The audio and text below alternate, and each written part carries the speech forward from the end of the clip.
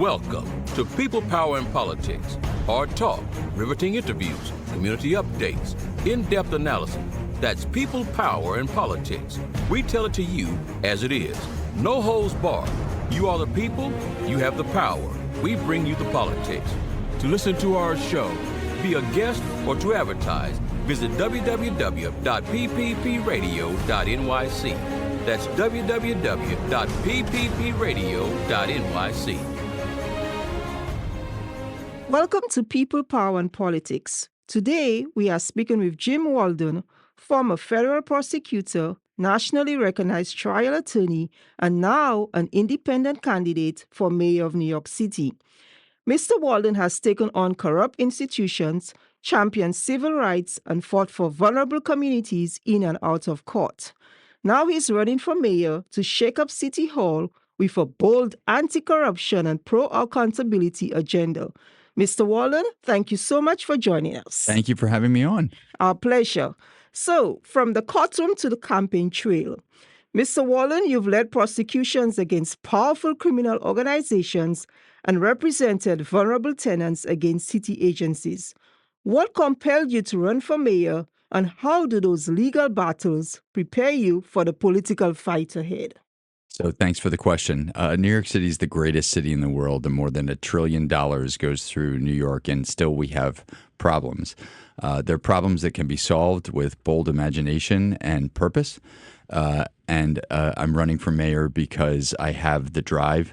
I want to get City Hall past vanity politics, people that are using it to get in VIP lines, or people trying to run for higher offices, or people trying to push agendas that are inconsistent with our values. I want to get back to core competence and an intense focus to solve problems for New Yorkers. I've been here for over 30 years. I got married here.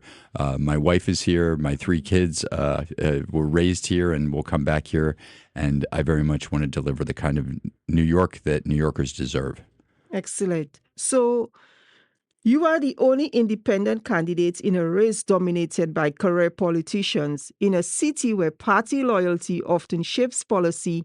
How do you plan to lead without party backing, and how will you work across the aisle to get results? So in my 23 years as a private lawyer, after 9 years as a prosecutor, a lot of what I've done is behind the scenes trying to bring powerful people together that are at odds with each other to come up with a solution. Now, some of that has come out in the public. I sued the Department of Education when it refused to enforce its anti-bullying rules, and we worked out a settlement that made real reform in the entire city school district to help make kids safer. When healthcare was being threatened in South Brooklyn, I worked out a settlement after a long litigation that kept healthcare in the communities, particularly in the Red Hook community. And so I've worked across the aisle before, and I think that I'll be very effective because both Democrats and Republicans can trust me because I'm not a political person. Obviously, I'm in politics now, but my perspective on governing is very much in the center, trying to bring people together. Great. So looking at fighting corruption and restoring integrity, we know what's been happening in the news with the current administration. You've proposed transforming the Department of Investigation into a robust Department of Public Integrity. How would this agency function independently, and how can New Yorkers trust that this just isn't another bureaucracy, but a real tool for accountability? So I'm all about accountability. My time as a federal prosecutor taught me that you need to be effective at rooting out corruption, and my time in private practice has only reinforced that. So the Citywide Department of Public Integrity will be independent if we can get it in the city charter and get it through the city council. It is going to have the same standing as the comptroller. This idea would replace the public advocate, which I don't think is an effective tool to really be the watchdog of City Hall. It would have a bigger budget, it would have assigned prosecutors, and it would have a specific corruption court where prosecutors could bring cases to get bad apples out of City Hall faster. Once we start to do that, you will see the rats jumping off the ship. I intend to sweep out out corruption from City Hall. I have no doubt that more than $500 million is wasted every year on actual corruption, and then waste and mismanagement is even more money. If we want to redeploy that money to communities that really need it, we have to get the corruption out of City Hall. So, getting into City Hall and restoring trust after scandal-plagued administration, we know that the current mayor has been under federal investigation for alleged bribery and campaign finance violations, which has further eroded the public trust. When elected, what will you do in your first 100 days to restore transparency and rebuild faith in city government? How will your experience as a federal prosecutor and trial attorney factor? So that's a great question. And the answer is that I've already started doing it now. So I'm the only candidate that put out a specific, detailed plan for how to get special interests out of City Hall. It starts on the campaign trail by disavowing any political action committee money. That's how extremely wealthy people can tip the scales in an election. I don't want a political action committee. I have plenty of wealthy donors that would like to form one, and I say no. But I have a very detailed plan. People can go on my website to see. It's jim4nyc.com. That's JIMFORNYC.com. It's called Open City Hall. And we can get special interests out of City Hall in the sense that people are concerned that there are people with special access. Well, if you have rules in place that deny them that special access, and whether they're special interests on the right or the left, any request they make has to be in writing, and it's tracked on a website, and it's transparent to the public. That will dissuade people from coming to City Hall asking for things that they shouldn't be asking for. So I'm the only candidate that's embraced this idea. It's what New Yorkers want and need, and it will help us restore confidence and trust in our City Hall, because at the end of the day, I want to have an administration that people are proud of. All right, so let's shift gears a bit and look at immigrant communities and public safety. New York City has long been a safe city, but federal crackdowns, changes to ICE cooperation, and local tensions have shaken immigrant trust. What will your administration do to protect immigrant families, especially those facing deportation or ICE raids? Because I have a national reputation and I've got contacts in Washington, I plan to try to get running room for New York to handle this in a much better way than it's being handled by ICE. We do not need ICE in our immigration courts. That is a terrible policy. It is a terrible policy to have ICE in Rikers Island. That is very unsafe for other inmates, because if you're someone that doesn't want to go back to their country and you know ICE is coming in the jail, what do you think you're going to do? There could be violence. So I'm going to be the mayor that neither fights for nor kowtows to the Trump administration. I'm going to have an arm's length relationship where I'm going to go to the courts to get restraining orders to prevent them from the kind of chaos that we've seen. And I'm going to try to do everything in my power to protect immigrant families and to give migrants their due process of law. I mean, we are a country of laws. Congress has passed a set of laws that allows people to file political asylum claims. Did you know that the bill that is being followed now on political asylum claims is actually a Republican bill? That was a bill that was introduced that we should be abiding, that was passed by a Republican.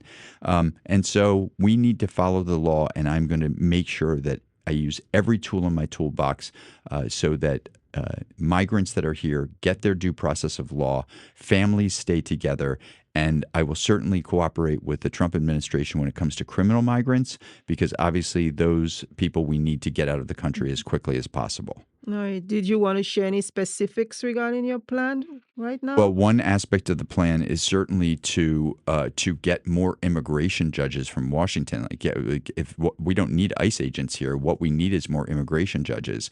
The truth of the matter is that it's difficult to establish a political asylum claim, and once someone gets their due process, If their political asylum claim is denied, then they have to be deported. That's the law. And so if Washington wants to deal with the problem in a way that's consistent with American values, it will triple the number of immigration judges in the immigration courts, so that rather than trying to arrest people before their cases are done or having the cases dismissed to deny them of due process, they'll let those cases go through on an expedited track. Those people that get political asylum granted to them will stay, and those people that have their political asylum claims rejected will then go back. But when they do go back, we can get them back to their countries humanely. We shouldn't be sending them to third countries that they have no connection to. We shouldn't be sending them there without any regard to their dignity and their humanity. And I think it's a false choice that we're being presented with right now.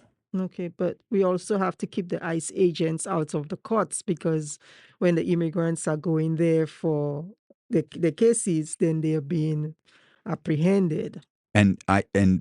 My perspective on that is, while those are federal courts and the city doesn't have power over federal courts, the city does have the power over safety in every single building.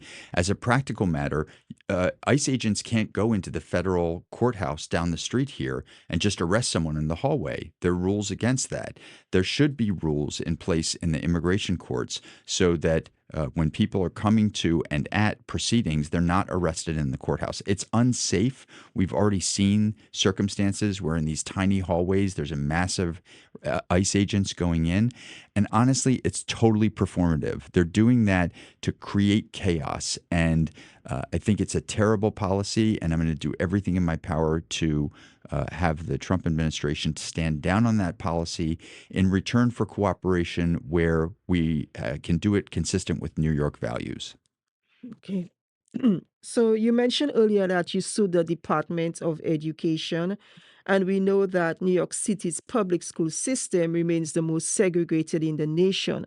What specific reforms will you implement to address educational equity, school zoning disparities, and funding gaps for underserved communities? Well, I'm going to start with where I see the biggest problem, which is the amount of the amount of services that kids in disadvantaged school districts that are largely black and brown get in their schools.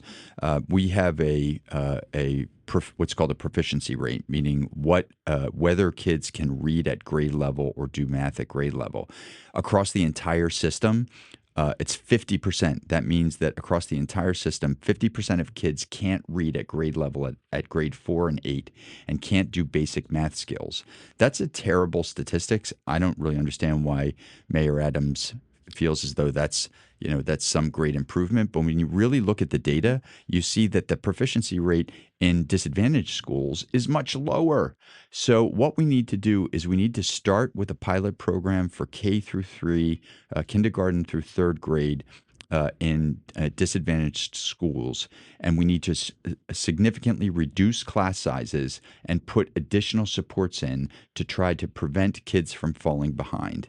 And we also need to put educational supports, for example, in NYCHA communities, in their community centers, so that kids have something to do outside of school that can help them get additional supports. So these are things that I care very much about. I was raised in a school district, a public school district where I grew up, that I almost fell behind myself. I don't want that to happen to other kids in our city. It shouldn't happen. If they fall behind while they're still in elementary school, all that means is that they're doomed to a life of educational difficulties, which usually translates into poverty. It's going to be a domino effect. Correct. Couldn't have So, put it better. so you propose limiting city council oversight of the NYPD to restore professional autonomy. How will you ensure this doesn't further alienate immigrants and black and brown communities who already feel overpoliced and underprotected? Yes. So that's a terrific question. And again, I think that we have a bit of a false choice between more and more robust policing and the protection of civil rights. Obviously, protecting civil rights is an incredibly important thing to me. I've fought for that during part of my career. And so I think that we need to hire more police officers, but we also need to train police officers better from the start. So we're going to need to hire at least 4,000 or more police officers to get back to the levels that we need. So my idea is to extend the police academy by 2 weeks, and that last 2 weeks of training will be before they have a badge and gun, that every police officer, every rookie will need to go into disadvantaged communities and work with community leaders on a specific project where they're working hand in glove, arm in arm, and it will help train the police officers to be more responsive, more empathetic, introduce them even before they have a badge to the community and the community leaders. And I hope that that's one thing that helps. There's a lot of things that we have to do to get better. But the second thing we have to do is we have to have a more meaningful way to get bad cops out of NYPD. What we have now is the Civilian Complaint Review Board. It doesn't have really any power at the end of the day to remove bad cops. I personally believe that the number of bad cops are very few, but however many there are, there has to be a more effective way to get them out of the NYPD. And so another part of my program is designed to do just that. So, as we mentioned before, you have sued the Department of Education. You've also sued NYCHA over failures to serve vulnerable New Yorkers. How will you restructure city agencies to be more accountable and citizen focused, especially when serving immigrant, low income families, and the disabled? Oh, so this is such a great question. I love this. I got So I have a four lot of great different. questions. So I have a lot of different plans, but one of them is to have satellite city halls. So one of the problems is we have communities like you can pick any one, Brownsville in Brooklyn. You could pick Mott Haven in the Bronx, where the crime rate is high, the services are low. And we need to bring more visibility there. So during my term as mayor, I want to create satellite city halls in each of the boroughs outside of Manhattan so that I will work in those communities. There will be resources there. There will be a spotlight. But I also want to work on something called vertical city agencies. There are so many times that in a working family where there's a one or two parent home, they're working multiple jobs to try to make ends meet. They need to get basic benefits and services from the city, and they have to go to 15 different agencies. We should have a system that allows them to go and what I'll call one-stop shop. So whether they need vouchers for housing, whether they need MTA cards, whether they need SNAP, whatever it is they need, they can go to one place. They can fill out an application that is across all of the different programs that they need benefits from, and it will significantly reduce the bureaucracy and red tape that they have to wade through. Okay, so you've spoken about making New York the big apple again and giving the city back to the people. In a city of immigrants, working families, and historically disenfranchised neighborhoods, how do you plan to center their voices in City Hall, not just during the campaign, but in actual governance? Yeah, another important question. That's part of the purpose of the Satellite City Hall program, and it's part of the purpose of the special interest program. I'm going to have regular office hours. I'm going to meet constituents during those office hours. People are going to have the same access, whether it's John, Jane, or Jamal Doe, or a company or a real estate developer. They're going to have the same access, and it's going to be enforced by the city. And so we deserve a city hall that's as focused on communities and community members as it is on developers and the business community and the like. And I can speak with personal experience, I guess. I grew up in a very broken town. Institutions failed to serve my family in a number of different ways. I saw the consequences of that. Part of the reason that I did so much pro bono work over the course of my legal career was because I wanted to contribute to making City Hall more responsive and fair to people. And while I've also represented developers and businesses, I believe in balance. And balance comes from a good City Hall when everyone gets equal access. And Mr. Walden, you are running as an independent in the November elections where you'll be matched against the current mayor.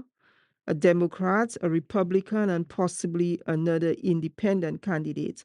What are your thoughts, and how can one learn and support your campaign? Oh, thank you. Well, again, my website is jim4nyc.com, JIMFORNYC.com. And listen, it's going to be a 5-way race, at least as of now. By the time we get to November, maybe it'll be a 4-person race. I don't know. But the one thing that I do know for sure is that the number of independents now in the city of New York is roughly 1 million, right? So there are 1 million people that are not registered as either Democrats or Republicans. So we are going to work hard to get out the vote of those independents. They could make the difference in this election. But frankly, if you go back and look at history, and I'm a student of history, every time an outsider won, it's because centrist Democrats crossed over and voted for the outsider, whether it was a Republican that also ran as an independent, or whatever other party, because there have been a number of other parties in the city's history. And I think at this point, they're hungry for leadership that they can be proud of, leadership that's not going to drag the city into scandal, leadership that actually cares about affordability and safety and anti-corruption and our schools. And we have a bunch of candidates that are either have been in jobs where they could have delivered this already and haven't, or the socialist candidate who has a paper-thin resume, but the one thing that he has is he was an assemblyman for 1 term, and while he was in that position, did nothing to help the city solve its problems. I've been trying to solve some of these problems on my free time, not because I wanted to run for office at the time, because I care. And I think that when people get to know me, when they meet me, that they will understand that I'm running because we need really a candidate who's serving everyone with a standard of excellence, not mediocrity, with a standard of integrity, not scandal. So you mentioned when people get to know you. What is the one thing that people don't know about you that you would like to share with them now that would really set you apart as the candidate of choice in November? I think of all those things, I would say that having a good-hearted lawyer who really understands how to turn good law into good policy is critically important right now. And I'm conflict-free. I don't have a party to answer to. I don't have special interest to answer to. And I don't have some other job that I'm going to try to get. I did this because New York City is in a time where it needs independent leadership. Mm-hmm. When I'm done being mayor, I'm going to go back to the law firm that I've built over the course of the last 10 years that I love very much. And so people can have confidence that for my 8 years, I'm going to treat them as clients. I'm going to treat the city of New York as my only client, and I'm going to work 20-hour days and make sure that I am focused on delivering solutions. We are so used to being handed garbage and being told it's cake. Solutions that are putting Band-Aids on bullet wounds and told that the patient's healed. We have to get past this because we have amazing opportunities ahead of us, right? We have an AI sector that we could be developing, a tech sector that we could be developing. Those are good paying jobs with benefits. We could be rebuilding NYCHA communities into economically integrated new building plans that go along with the consent and the cooperation of the NYCHA community. We could be fixing our subways so that they are clean and safe. We can do all these things. We're New Yorkers. We can do anything. We just need the right political leadership. All right. And once again, your website for more information and to support your campaign? Thank you. Is jim4nyc.com. That's JIMFORNYC.com. So thank you, Mr. Jim Walden, for sharing your vision with our audience from confronting corruption to standing with New York's most vulnerable. For our listeners, it's your city, your vote, your voice. Stay informed and engaged. Until next time, this is People Power and Politics. People Power in Politics. Hard talk, riveting interviews, community updates, in-depth analysis. That's People Power in Politics. We tell it to you as it is. No holds barred. You are the people, you have the power. We bring you the politics. To listen to our show, be a guest, or to advertise, visit www.pppradio.nyc. That's www.pppradio.nyc.